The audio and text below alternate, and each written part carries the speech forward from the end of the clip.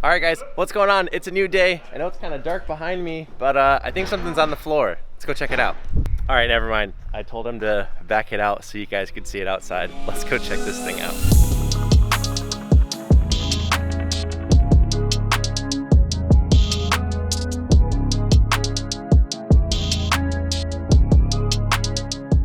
What you got there? Holy moly. It's 8 inches of awesome from RPS. It's all dusty. But, jeez, that's thick. Triple disc, 1,200 foot-pounds rated, which we'll never make on this gearbox anyway. But it's light. I mean, the whole thing is, I don't know, 15 pounds maybe? Yeah. Probably less than that. We'll weigh it. But that's, yep. Oh yeah. So that's wild. it's interesting because the with the bell housing, with where the throwout bearing is so deep, they had to get the ring gear away from the crank a certain amount. So if you see the really thick carbon disc in there, might be able to. You can just see it's real thick, which is good because I'll never wear this clutch out. Let's call it. There's no planned obsolescence in this thing. So. Plus, we don't actually use a clutch except for starts. Everything else is all. That's wild. So, yeah, so it's out here because the car is coming apart, and it probably won't be back together till this weekend. Yeah. And then at that point, we'll be trying to start it. So, figured we'd get some pictures and stuff with the floor on, which we haven't done yet. Yep. Radiators are on and mounted. Yeah. Still got to plumb them, but we're kind of figuring that out today too. So, but, so I'm gonna wait on this. And the dump tube, I'm going to wait on that for the shocks to get here, because with how tight this is, I don't know where the Moton stuff is going to sit. Okay. So we'll see. Those are actually in Grand Rapids, the Motons finally, so those will be here at some point this week. Axles are also going to be here this week. That's really about the last bit to have a running driving car. Oh, and the air shift, Geartronic stuff, that's also going to be here Tuesday or Wednesday. So you did hear back from them and stuff? Okay, cool. So that's, yeah, so I think Canada, they hold any wire for 72 hours right now because of terrorist crap, anything over $5,000, so. Jeez. Did not do us any favors. If I'd have known that, I'd just use my credit card with a guy, but. So that ships Monday, that'll be here. He's going to next to air it, so we'll have that. Sick. Got to wire it.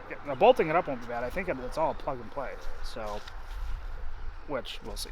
Yeah. But so my goal is it's Sunday now. My goal is to have this running by next Sunday. Ready for the dyno? Maybe at least start it up. At least start it up. From there we gotta figure a bunch of stuff out. Yeah. So that's assuming everything fits as it's supposed to. So we got all the brake lines in. We'll do shout out when we start running those. But car comes apart, doing a final weld on the chassis. We've not done the air cylinders yet, so we might do those. Those won't be too bad. We can do those without doing a full disassemble, but get those things on, air jacks, and go from there. Sweet. Yeah, it'll be interesting to see because I know everyone's been seeing everything with the mock-up engine. It'll be really cool to see it with the other 427 that's in there. We'll call it the mule. The mule. So the billet option is still, I need to check in and see if that's going to be anywhere near ready. So they were thinking June 1st, which if it's, you know, if it's done a week ahead of when we were supposed to leave, I'll put it in. Yeah. So, because by then we'll have some laps on the car. You know, once we have some basic stuff sorted, the engine won't change much. So, yeah, we'll get it in, and if we got time, we'll run down and do another test. If we have to, we can run down and test on the way out of town. We're just trying to get out there a week early, so we're used to altitude and all that. Yeah. If we leave late here, we got a week to do whatever we got to do. So. Yeah, I get that. Cool. Yep. Well, thank you for the update, sir. Obviously, it's super cool to. We're always just used to seeing it on the cart.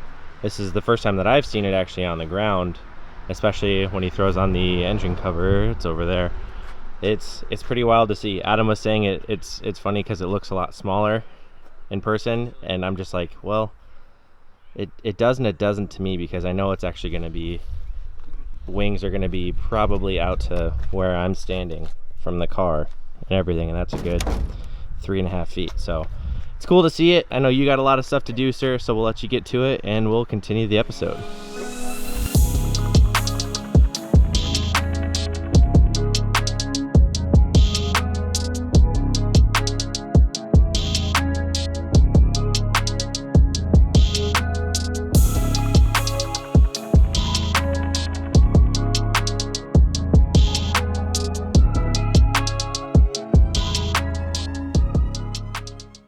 we got it done, and I'm scared because they said it was a 26 spline, but maybe it's a French 26 spline. I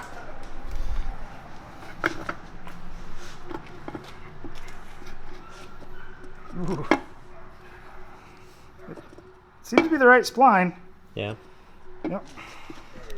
All right, so what I got to do now, we know that fits, so we can continue. We're gonna put the throwout bearing on with the spacer. We're gonna take some measurements on that. We're gonna take some measurements on that, and then do some math. Okay.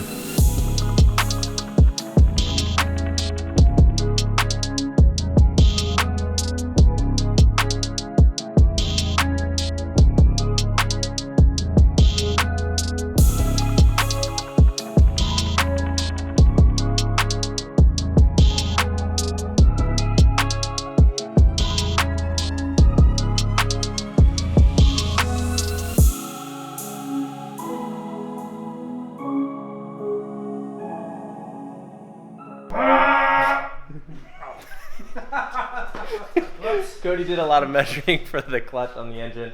I think they're about ready to take it out, so let's go see how they do it.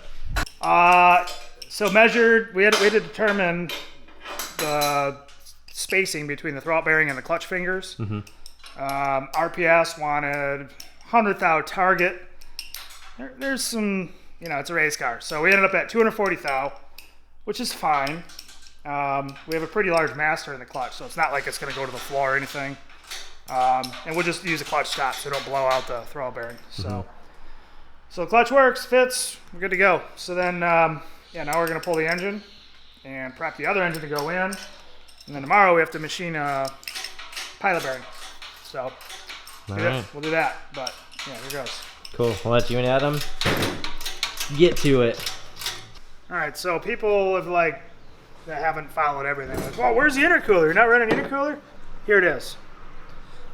It's a watered air unit, sandwiches in between the plenum and the intake manifold. So this thing's going to do over 2,000 horsepower worth of flow. Really? So yeah, dash 12 lines in and out. We'll be running a designated radiator for this, just behind the main radiators. So it should keep it nice and cool. So I've done a lot of watered air intercoolers. I like them. So that's wild. And if we want to get nuts, say like race day, and then I might want to take advantage of this during build up. Say it's 90 degrees at the start line, we can dump a bunch of ice in there so it's nice and cold. And then by the time you get up top, it's going to cool off anyway. So, yeah, that's the fun of that. That's wild. You're going to use all your power down low anyway. That's at Pikes Peak. That's where you want your power. So, I mean, you want it everywhere, but if you can choose, because up top's so rough, you can't use it unless you've got Enviate suspension. Hopefully, let's hope we got it right. Yeah, that's super cool to see everything. So shows that. And then SUPERCAR system designed these nice little brackets. Boom. Just bolt on. They hold it all like that. Just like that. So I've obviously added the Van Gen clamp. Welded that on the throttle body. So just the GM throttle body. That's cool.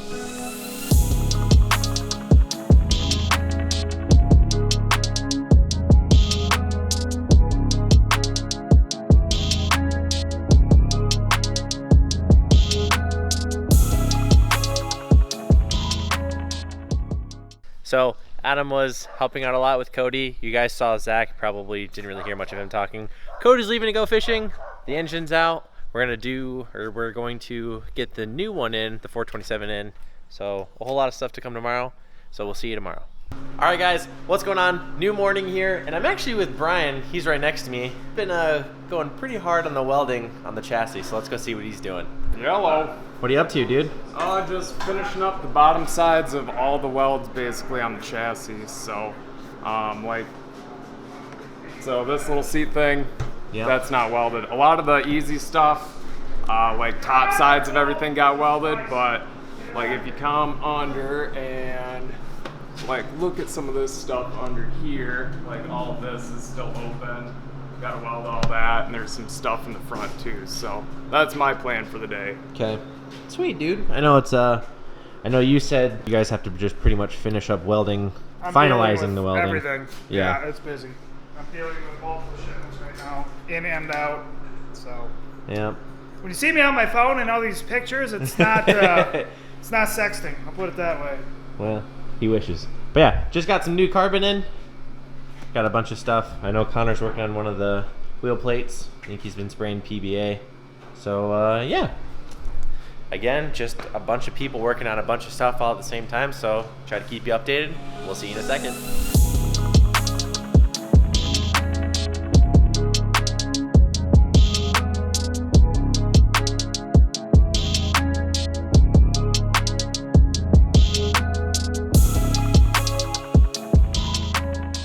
Hello, sir. Hello. What are you bending? Wait, first off, what's this? This is our big rear wing. So This is the big rear wing. yes, this is the rear wing. Cool. Ironically, this is the same wing that we built for Ferris. I'm trying to get some mounting plates here, some loose tooling, and if you can see. So what we're doing differently, set that down for a second. What we're doing differently with this is that normally when we have our mounting plates in here for loose tooling, normally we have them out here towards the outside. Okay. Or actually, yeah, we have them normally lined up just like that, right? Okay.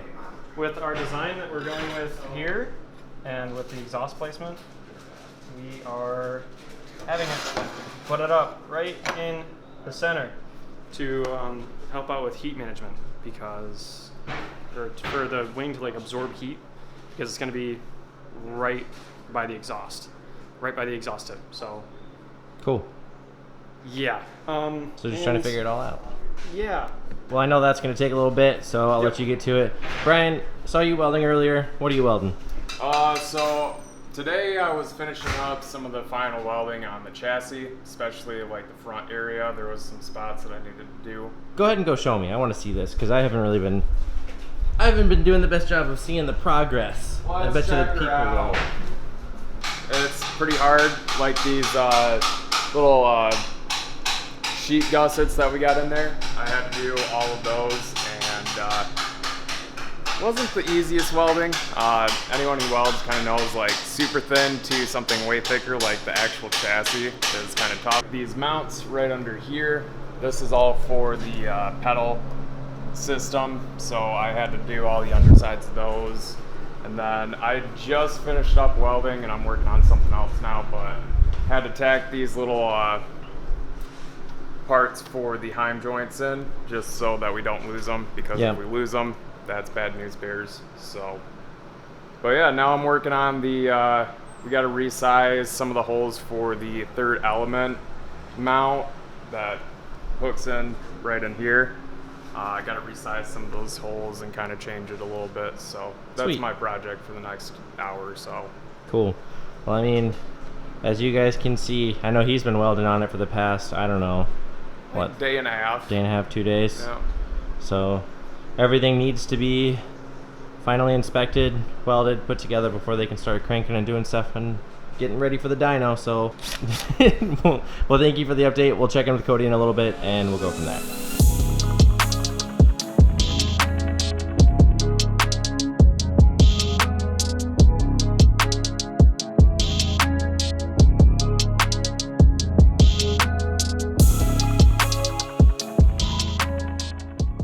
All right, you've been busy, so what have you been up to? Oh, fun. So I had two options if we go back on this whole thing. Next, Haltech Nexus has a pretty good shift strategy control. So really I needed to buy air solenoids and air rods, whatever, the actual thing that moves.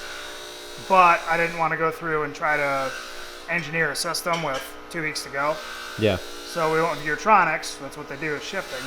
Well, the thought was get everything engineered and buy something engineered so it's done. Well, because race car, nothing fits as it should. So what I've got here, this lever has a 40 millimeter throw, 20 millimeters each way, and Geartronics shift solenoid only goes 35 millimeters, so that won't work. Sadef does not offer a shorter lever, so easiest thing is to cut this one shorter. So 75%, I need to get the hole 75% closer, well 25% closer, so. Gotcha. I'm cutting 15 millimeters out and then moving, going from there, so. All right, guys, had to go run some errands, but we got the other guys in the house. We've got Ayrton in the back, and we've got Shawn up here. Looks like they're working on some brake line stuff.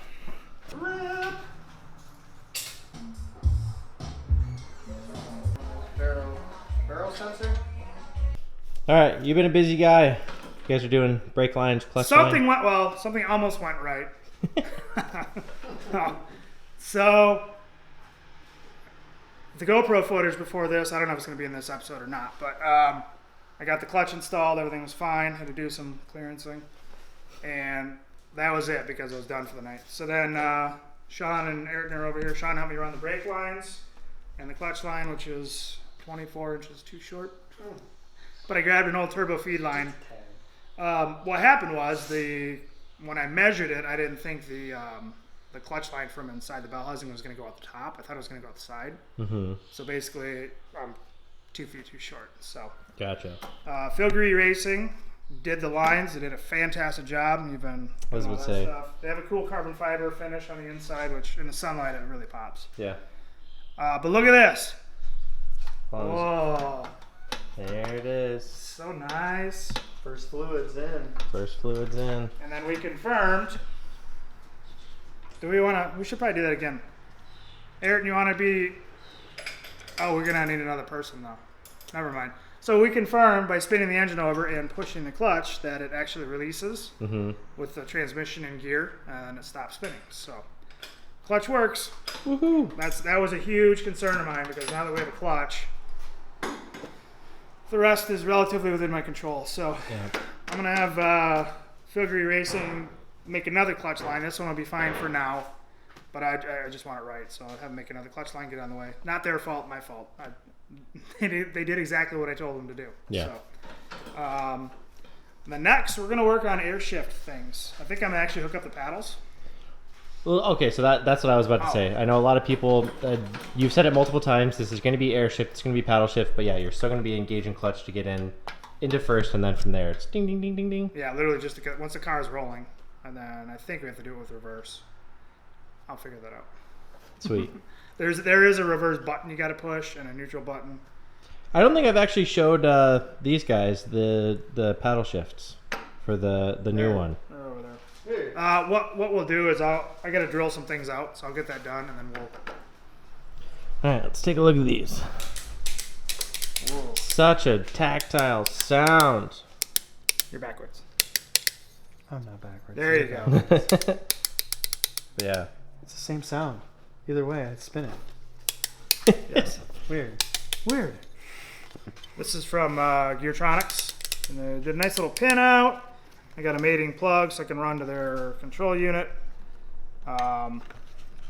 So I got to drill some. I got to do some mounting modifications, but we'll get it done. I'm not sure we're gonna run this little wheel. You can see the foam on here. I was considering building up some foam with it. The rack seems slow enough. I think this little wheel will work, and the power steering is really good. That was one of the things that was hard with the last car. Was it was so touchy. It would be like nothing, and it would like break over and turn. So we had to get creative. Well, we redid that bigger rack. wheel, right? We did that rack. We did the new rack. Remember that? There's a video on our Instagram. You came out and helped. We swapped out for a slower rack. That's what was in the car. I remember everything. Yeah. and then it was pretty good. But yeah, we had a normal size wheel in it and stuff. Yeah. So Because it was too touchy. yeah, Way too touchy. So my plan with this is if this is too touchy, basically we'll just we'll do some brackets and extend it. So. Gotcha. I think this will be pretty good. So. Sweet. Yeah. All right. So we'll modify this and Go from there. see if we can get the paddles on there too. Again, guys, thank you so very much for always watching, subscribing, liking, sharing. We've been getting a huge amount of support. We just passed 4,000 subscribers, so super cool to see the growth. I know when I was here, it's now been a little bit over a year. We've at least doubled in like size from growth and subscribers, watch time, view time, all that jazz. So again, thank you guys for always supporting us. So stay tuned for the Moton episode, and we'll see you there.